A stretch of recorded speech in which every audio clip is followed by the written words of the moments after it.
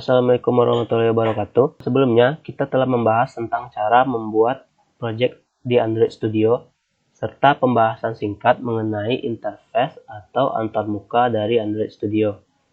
Nah, di video kali ini, kita akan membahas cara menjalankan aplikasi Android yang telah kita buat. Kalau di web, kita bisa melakukan uji coba web kita langsung ke browser. Nah, gimana caranya kalau aplikasi Android? Kalau di Android, kita bisa melakukan uji coba aplikasi kita melalui emulator, baik itu yang bawaan Android Studio, maupun emulator tambahan seperti Nox, Memu, dan sebagainya. Yang sering menjadi masalah ketika uji coba aplikasi melalui emulator adalah pemakaian RAM yang besar, sehingga Android Studio kita akan lelet, bahkan sering not responding. Nah, alternatif lain, teman-teman bisa uji coba langsung ke real device atau smartphone teman-teman. Oke, sekarang kita akan coba bahas satu persatu tentang cara menjalankan aplikasi Android kita di emulator dan real device. Yang pertama akan kita bahas yaitu cara menjalankan project Android kita di Android Virtual Device. Android Virtual Device ini adalah emulator bawaan Android Studio. Untuk menginstalnya, teman-teman bisa klik icon AVD pada toolbar di atas ini. Nah, jika teman-teman arahkan kursor teman-teman akan terlihat sini ada AVD Manager. Teman-teman klik yang ada di toolbar ini. Selanjutnya akan muncul dialog yang akan meminta teman-teman untuk membuat virtual device teman-teman. Nah, jika teman-teman belum punya virtual device-nya, teman-teman klik create virtual device yang ada di sini. Selanjutnya sini akan ada pilihan device yang bisa teman-teman gunakan. Nah, kita pakai yang default aja. Yang sini ada Pixel 2 karena telah terinstall Play Store dan layarnya itu layar standar 5 inch. Selanjutnya teman-teman klik next. Jika sudah, teman-teman bakal diminta mendownload salah satu API yang ada di sini.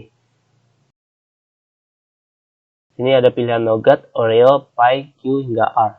Teman-teman bisa pilih salah satu sesuai kebutuhan. Nah, jika terjadi error seperti ini, itu artinya HAXM teman-teman belum terinstall. Teman-teman tinggal klik install HAXM yang ada di sini. Ini lebih direkomendasikan untuk laptop atau komputer yang memiliki RAM di atas 8 GB. Nah, jika sudah, teman-teman nanti klik aja next hingga finish. Nah, begitu kira-kira untuk menjalankan aplikasi di Android Virtual Device. Dan teman-teman bisa lihat list device yang tersedia. Selanjutnya kita sudah bisa menjalankan project kita pada emulator. Caranya, teman-teman pastikan telah memilih device-nya tadi, lalu klik tombol run yang ada di sini. Selanjutnya, teman-teman tinggal menunggu proses Gradle yang bisa dilihat pada status bar di bawah. Jika notif pada status bar telah menampilkan install successful, maka itu artinya project Android kita telah berhasil dijalankan pada emulator. Kira-kira seperti itu untuk proses menjalankan project Android pada emulator. Untuk cara yang kedua, kita bisa menginstalnya di emulator tambahan. Nah, ini lebih rekomendasi untuk RAM yang di bawah 8 GB atau sekitar 8 GB-an. Emulator tambahan di sini seperti Nox, Memu, Genymotion atau yang sejenisnya. Teman-teman bisa download dari salah satu yang saya sebutkan. Misalnya di sini saya menggunakan Nox Player. Teman-teman bisa download dari bignox.com lalu install seperti biasa. Jika proses instalasi telah selesai, maka tampilannya akan seperti ini. Nah, karena tampilannya masih dalam bentuk tablet, kita ubah dulu ke dalam mode smartphone. Caranya klik Advanced Setting yang ada di sini. Lalu ubah resolution settingnya menjadi mobile phone. Lalu klik save. Selanjutnya, emulator teman-teman akan melakukan restart. Lalu klik saja restart now. Dan tunggu beberapa saat sampai emulatornya kembali berjalan.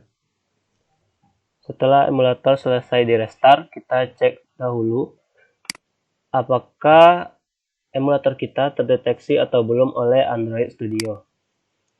Caranya klik di sini. Dan teman-teman bisa lihat list device yang tersedia. Nah, Motorola inilah emulator yang baru saja kita install. Jika pada Android Studio teman-teman tidak ada yang terdeteksi, silakan restart kembali emulatornya hingga terdeteksi. Selanjutnya kita sudah bisa menjalankan project kita pada emulator.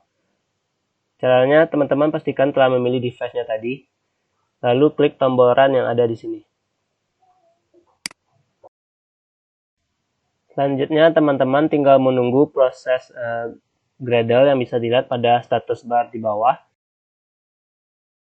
Dan melihat proyeknya telah berhasil kita jalankan pada emulator.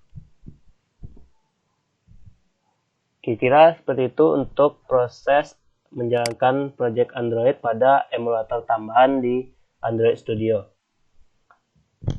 Metode lain yang dapat dilakukan adalah menjalankan pada real device atau menjalankan pada smartphone. Cara ini sangat recommended untuk komputer atau laptop dengan RAM kecil seperti cuma 4 GB.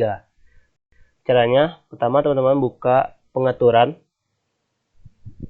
lalu cari menu tentang ponsel atau menu about.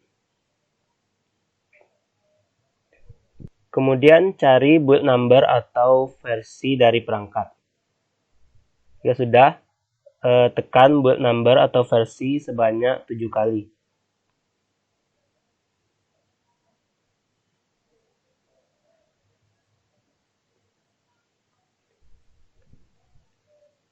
Selanjutnya kembali ke menu pengaturan, lalu cari menu pengaturan tambahan. Nanti akan ada menu baru yaitu opsi developer.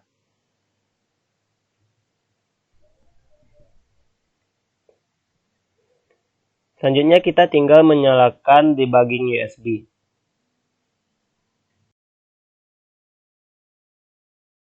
Setelah semua langkah tadi kita lakukan, teman-teman tinggal menghubungkan smartphone teman-teman ke komputer atau laptop dengan kabel USB. Nantinya smartphone teman-teman akan terdeteksi pada list device yang tersedia. Dan kita tinggal memilih smartphone kita tadi. Lalu jalankan seperti cara sebelumnya.